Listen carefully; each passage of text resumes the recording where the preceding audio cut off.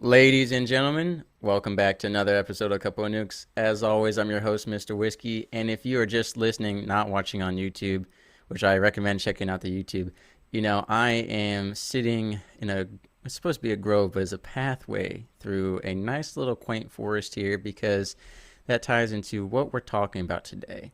It's been briefly mentioned before on the show, but we've never dedicated an episode to it. So I'm excited to dive into it, which is the underestimated power of nature, especially when it comes to our mental health and even our physical health overall. If you're a scientific person, then you believe that we started out in nature. And even if you're religious, we were made in a garden. So being outside is where we're supposed to be. And I know my parents always used to lecture me about how they grew up playing outside. And, me and the other kids just stay inside and play video games and watch TV. And it's not good for our health. And there is some truth to that as we move forward in time and see the effects of people not spending time outside, not getting sunlight, not getting fresh air, and living such a sedentary lifestyles. But we're here with an expert on that. So, Dr. Heidi Schreiber-Pan, so glad to have you here to talk about this subject and really kind of blow our minds on the benefits, the pros and cons of the lifestyles we're living that most people probably don't even realize. I think there's going to be a lot of aha moments here today. So it's great to have you. And could you tell us a little bit about yourself, please? Sure, thanks for having me. Yeah, as you mentioned, I have a doctorate in clinical mental health counseling, and my dissertation was really the first introduction to diving in more scientifically about something that I personally already knew that was true, which is when I am stressed out and overwhelmed, and if I go outside and I take a walk or I sit by a big body of open water, I Yeah. just feel better.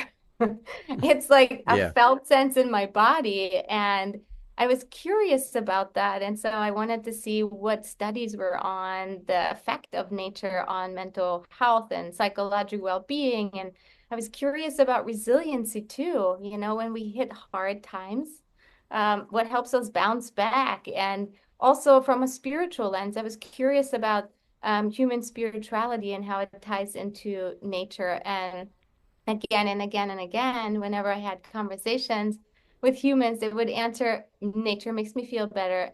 In nature, I feel closer to God. In nature is when I feel my most authentic self. And I was like, okay, we really need to take a deep dive into here and see what is going on with the human and our connection to nature. So I really introduced during it was sort of the dissertation was the place where I first took a more scientific interest in it to in some way be more curious about the underlying evidence for why we feel better when we're in nature.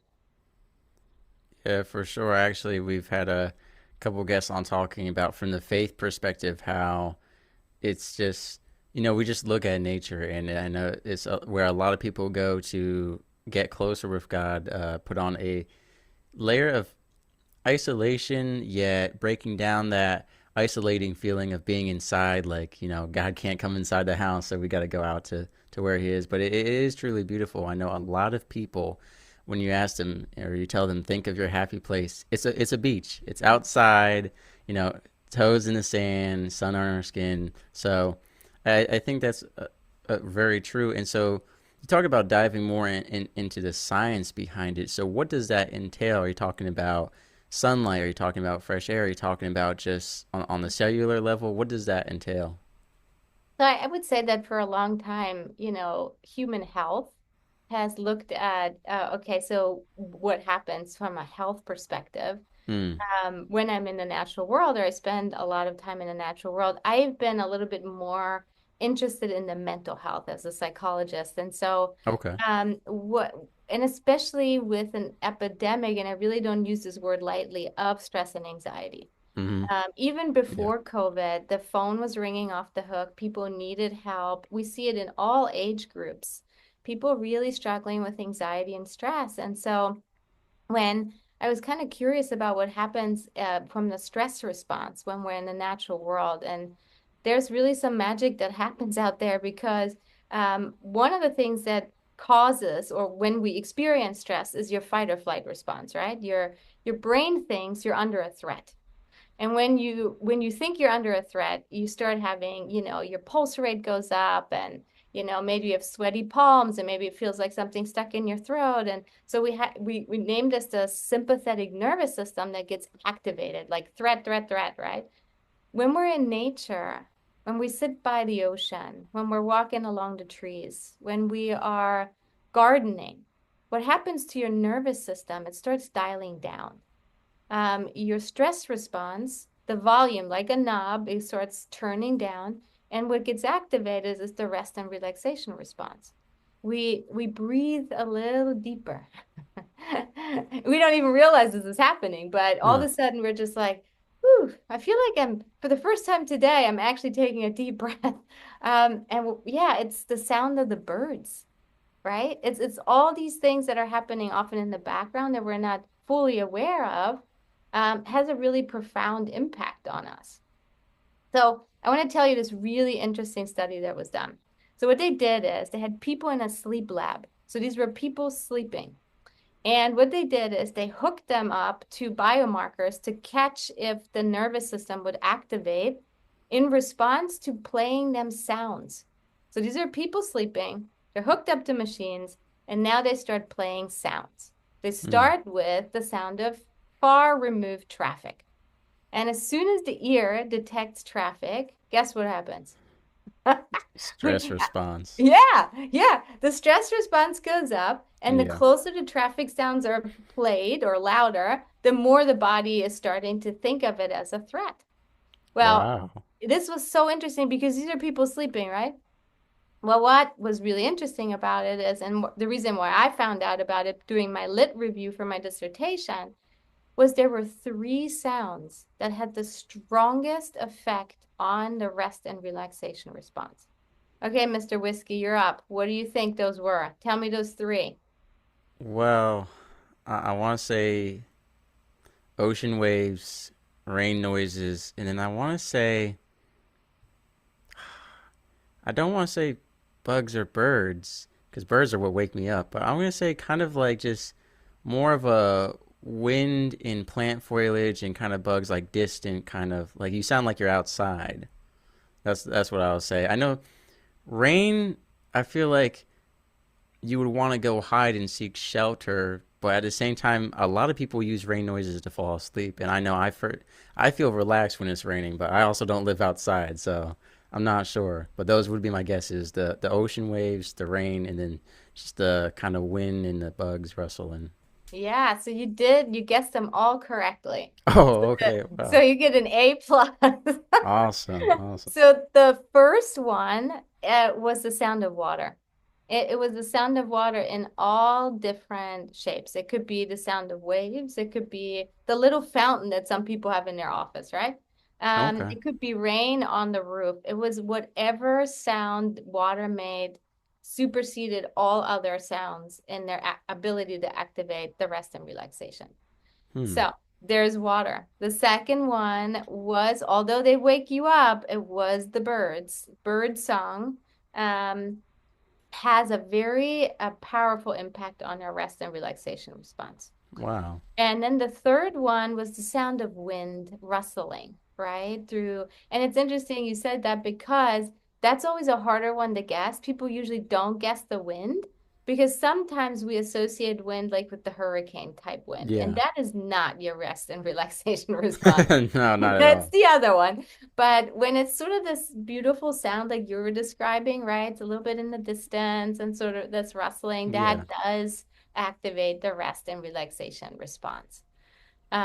So fascinating. What power nature has even just through its soundscape.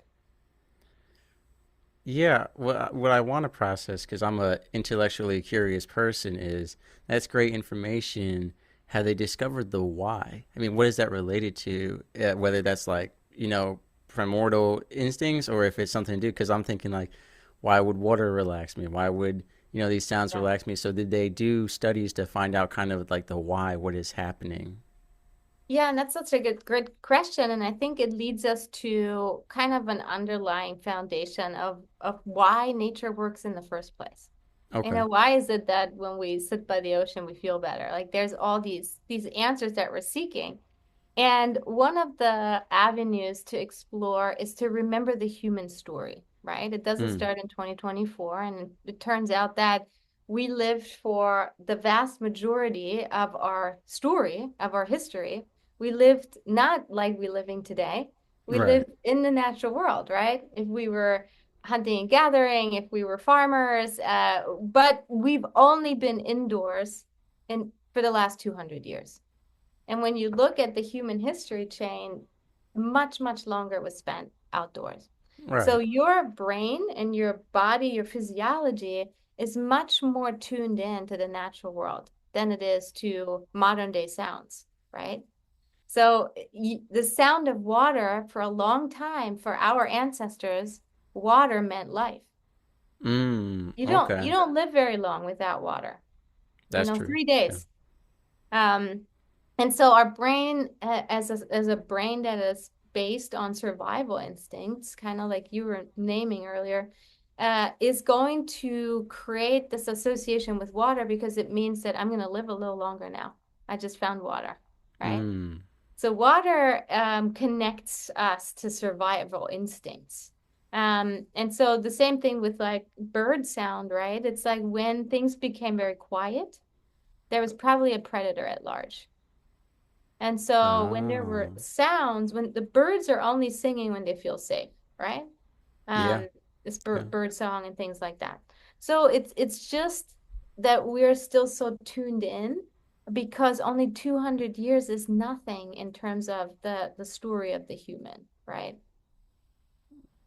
Yeah, for sure. It'd take a long time to kind of rewire all of that. And I don't think humans will ever hear traffic and think I'm relaxed. I just know just driving down the road makes me probably the most stressful part of my day is traffic. So that's very interesting though, and to see hundreds of years from now if that ever changes, if at all, that would be very interesting.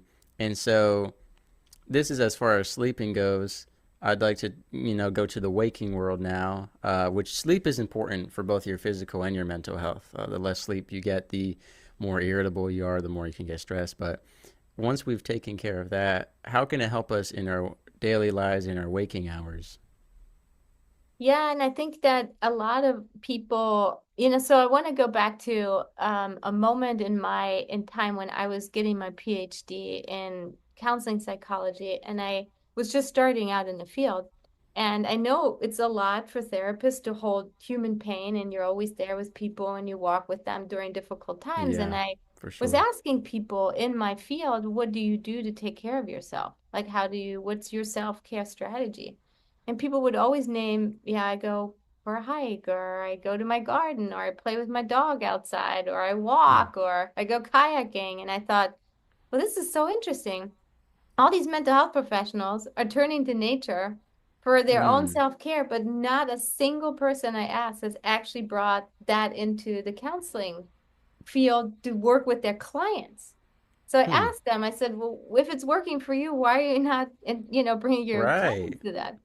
And the answer was, I didn't know I could, or I thought we have to do it indoors, or, how do I Mm-hmm. keep confidentiality if we're outside? And so there was all these answers that didn't seem to make a whole lot of sense for me because I thought, here we have this powerful um, tool, right, that we all intuitively feel, but Yeah. yet we're not partnering with nature to bring, better mental health to people. So I think that there's an intuitive sense that we have. Now, I grew up actually in Europe. I grew up on the border between southern Bavaria and Austria in the Alpine region. So I grew up in the mountains. My dad was a mountaineer. We would hike in the summer and ski the mountains in the winter. And I know that the mountains are my thread to nature. That's what that makes me feel awe and alive and wonder. But I know that that's not everyone's thread. Not everyone enjoys the mountains. There can be harsh. They can be too cold, and the weather can be brutal, right? Right. some people, like you were earlier saying, the ocean is more my thing, right? I just Right. love like, and so everyone has it. They have different expressions of their where they enjoy their connection. Some people love horses, right? That's more their connection. Yeah. But we all have it. We all have it somehow, right? Because of our long history in nature. So in the waking times when we are experiencing a lot of overwhelm or stress, right? It's because we are um, inundated with the modern day world. Like you said, you get in a car, you're fighting traffic, you got the to-do list, you got to respond to emails, right? You're Yep. checking your social media. There's all this stuff that's happening, which is very prefrontal cortex based, which is this higher executive place that can't really pay attention. The amount of time we're asking the brain to pay attention was never meant to do that from morning till night. Um, and so what actually helps is to turn to nature because in nature, our brain's not exhausted. We look at the birds or ride a horse or we're fishing. The brain is not exhausted doing those things. There's actually a theory called attention restoration, which says that when we're in nature, it restores that high executive functioning of the brain that gets like overused. Yeah, I remember when I was in middle school, I had read a study about with people looking at phone screens more and more. They were saying like every 20 minutes you should look outside a window or go outside and just look off at the trees for a set amount of time to help just reset your eye focus, if especially if you're getting headaches or issues with your visions, because people are staring into phone screens so much. And I completely agree. My ideal would be if I could find a beach on top of a mountain, because I do like the mountains and hiking, and I do like the Mhm. beach.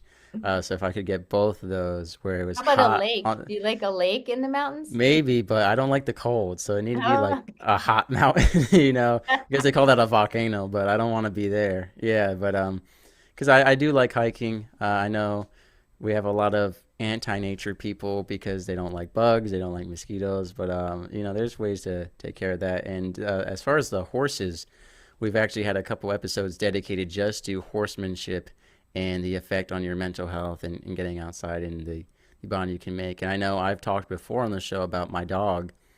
If it weren't for her, I would be on my computer probably 10, 12 hours a day. But she kind of forces me, so to speak, that every 30 or 60 minutes, I'll get up, go outside, and walk her. And it's a great excuse, especially for men as you get older. Walking around alone can seem a little creepy sometimes, but I highly encourage you, even if you don't have a pet, to just go outside for a walk or set up a chair outside your front door if you can. Maybe not if you live in New York City, but if you live somewhere that's nature-esque, to go out there and just spend some time. Or I try to bring my laptop outside. That's the glory of a laptop or a tablet or a phone. Even if you're still looking at the screen, just to be out there, to hear the noises, to feel the wind and the sun, I think it can help so much. And for those of y'all listening who want to go on like something a little more advanced, like a retreat, I know, Dr. Heidi, you actually have different events and programs like Peace in the Wild and yoga and stuff like that. Could you tell us a little bit about the programs you host to help people get outside and experience this? yeah, I think what we're trying to figure out is how do we help people have a deeper connection with the natural world, right? Because like you said, we are busy, we're always sort of on the move and we've got this to do, that to do.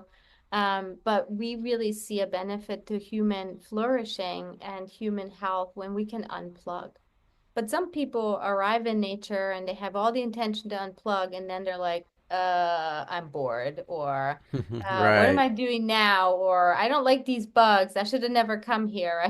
And so we were really trying to figure out how could we create programming that is going to help people really connect back. Um, and, there's magic in a campfire. I don't care if you like nature or you don't have problems with Right. bugs, but sitting around a campfire on a beautiful evening and the stars above, there's something ancient in that practice of gathering around the fire.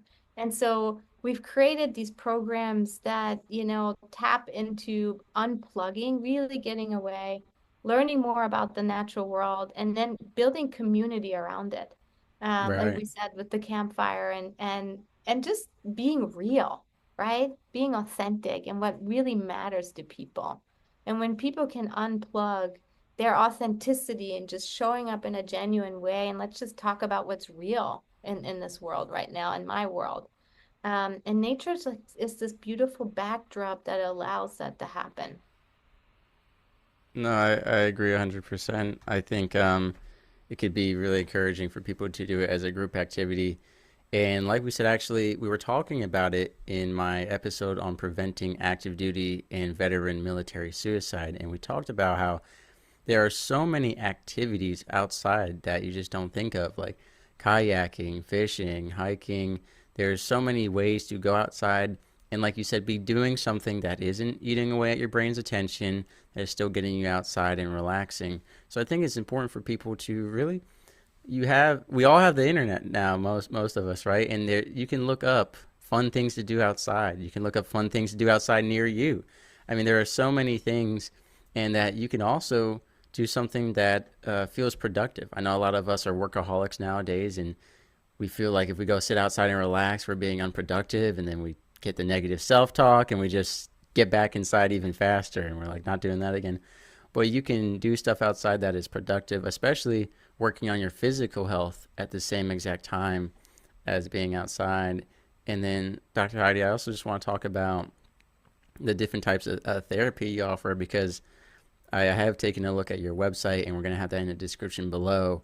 And I know you go over a lot of different things, from stress anxiety to grief loss to art therapy to eating disorders. So it seems like you really tap into a lot of different aspects of mental health. So if you could just tell us a little bit about that as well. Yeah, sure. We were trying to design therapy, make it accessible to people. And there's a group of people that might never want to go inside of an office and do sort of traditional therapy, right? For sure, yeah. But hey, if it's available while we're hiking, or we've been in kayaks with people before, and all of a sudden, there for a lot of people, it's more open space, and all of a sudden we're just two people in a kayak, right? And things just start flowing.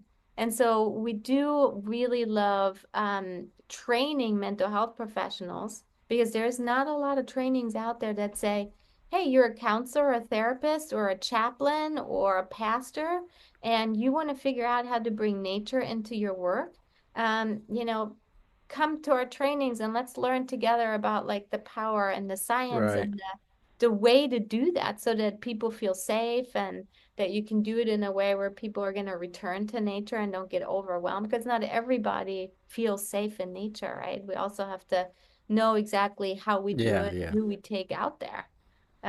So yeah, I think well, we've just graduated our 250th professional that has gone through our training to become a nature informed professional. So that's That's been very awesome. exciting. Yeah. Yeah, that's awesome. Like, I appreciate what you're doing, because I know, like, my father, for example, he hates medical buildings. He hates, medical personnel. He hates that environment.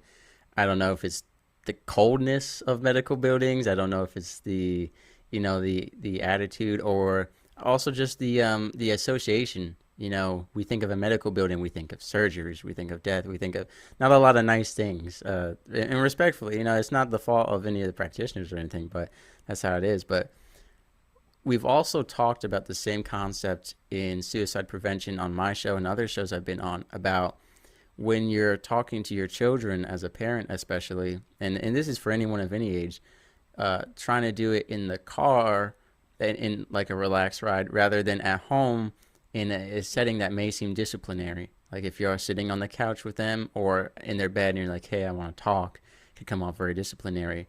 Or same, I've done this with military members as well, going in the car where you create that intimate yet distant space. And I know you mentioned just now kayaking or going outside, and that creates that same space where you feel intimate, right? You're personal, you're with one another, you're talking, but you don't have to make eye contact necessarily. You can look around at the environment. When it's in a car, you're looking at everything passing by, or when you're kayaking or hiking, you're looking around. And then so you have that intimate yet distant space, plus you don't feel like you're a lab rat or being analyzed, right? You feel like you're having a conversation. So I think it's so important what you're doing. And like you said, I've never heard of training programs offering how to help people integrate this, because it's not something that could be easy to integrate when it's something new and innovative. So I appreciate what you're doing. And so, like I said, your website will be in the description below for not just people who want to get help, but people who want to help others, and are looking for a new way to implement that. So that's amazing. And just what do Yeah. you see moving forward with the future of you and your work, kind of the direction you're moving in, and what else you want to offer and do? Yeah, it was interesting. So last March, we had the New York Times was interested in doing a story on the work that we do. Mm, And this journalist traveled down from Manhattan and she shadowed us for the day. And she wrote up this amazing story about us and we were so excited. But before the day before it went live, she called me and she said, I just want to give you a heads up. We interviewed the president of the American Psychological Association and he is not in favor of your approach. And I just wanted to give you a heads up on that. And I said, okay, thanks, and then the next day the mm, story went live and I immediately like looked at the person at their comment and he was basically saying that these are models that are true and these are we have to do it indoors and we have to protect people's confidentiality and all this stuff and everything that he mentioned we address in the training. And so, what was so hopeful for me is when they posted the story, you know how people can leave like comments at the end? right, There for were sure. so many comments that were basically pushing back at what he was saying. And people were like, okay, come on, man, move over. This is a revolution. Like, embrace it. It Yeah. doesn't just have to happen inside. This, you know, therapy, if you think of it, therapy wasn't born through Sigmund Freud in Austria. I mean, this is a model of human connection and guidance and mentorship and counseling. Hmm. This has happened always for humans. There's always been people that have helped others.